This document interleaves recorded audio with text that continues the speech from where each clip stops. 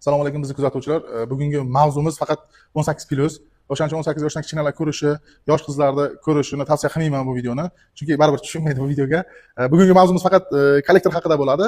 Kollektorda hozir sizlarga to'g'ri teshilishi, to'g'ri ishlashini sizlarga ko'rsatib boraman. Tak, bu Cobalt mashinasiga gaz uстановка qilingan. Kollektorimizga keladigan bo'lsak, kollektorda ko'pchilik o'ng tomonidan teshadi. Mana bu keladigan yo'nalishda ikkita yo'nalish bor. Bittasi o'ng tomon, chap tomon. O'ng tomonda xuddi zaslonkaning klapaniga o'xshagan klapan bo'ladi. Bu klapan 2,5 ming oborotda ochiladi. Shunisi ham ishlayapti deydiganlarga tepasida kichkinagina teshikchasi bo'ladi. O'sha teshikchadan gaz o'tib turadi, o'shanda ishlaydi. U vaqt o'tgan sari nagar bosgandan keyin gaz o'tish sal qiyinlashadi, mashina tortish qiyinlashadi. Shunaqa holatlar keladi. Keyin ko'pchilik to'rtlik shlanka qo'yadi. To'rtlik shlanka qo'yilmaydi. Bunga обязательно 5lik shlanka qo'yish kerak bo'ladi. To'rtlik shlankada gaz o'tishi sal kamayadi. O'shani evaziga sal to'rtlik shlankada qiyinroq bo'ladi. U injektorda ishdan chiqaradi ko'pincha. Nagruska beradi injektorda ishdan chiqaradi. Tak, o'shaning uchun chap tomonga teshiladi, основной chap tomonidan teshiladi. Ozgina teparoqdan teshsalaring, havo qanchalik gazga aralashsa, shunchalik yaxshi yonadi, ham tiniq ishlaydi.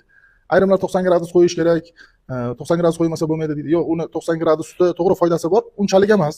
Foydasi bor lekin, unchalik emas.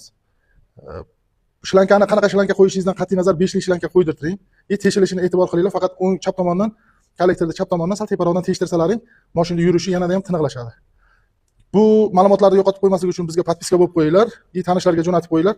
Keyingi mavzular farsonkalar haqida bo'ladi, reduktor, miyalar haqida, original Xitoy qaysi biri qanaqa ot kuchiga yetadi. Ayrim farsonkalarimiz ham bor, 5000 6000 oborotdan keyin ishlamay qoladi, yo ochilib qoladi, yo yopilib qoladi. Keyin ertalab zavod bo'lishlari qiyin bo'ladi. Shunaqa muammolar bo'lmasligi uchun obuna bo'lib qo'yinglar. Biz sizlarga hammasini aytib boramiz. Bu ma'lumotlarni eshitgan ustalar hali meni toshmarang qiladi. Xudo xolasa, ustaga bormasam ham o'zlaring to'g'rilaydigan yo'llarini, oson yo'llarini hammalaringga o'rgatib boraman. O'shaning uchun yo'qotib qo'ymaslik uchun обязательно podpiska bo'lib, tanishlarga, mashina haydaydigan, gaz yuradigan tanishlarga jo'natib qo'yinglar. Pastda nomerlarni qoldiramiz, kimga shunaqa xizmatlar kerak bo'lsa, bemalol aloqaga chiqib, tushunmagan narsalaringni ham so'rashlaring mumkin. 24/7 xudo xolasa telefonimiz o'chmaydi, ishlab turadi. Agar telefon nomeriga tusha olmasalaring, обязательно Telegramdan yo SMS orqali ham xabar jo'natsalaring, o'zimiz qaytib aloqaga chiqamiz.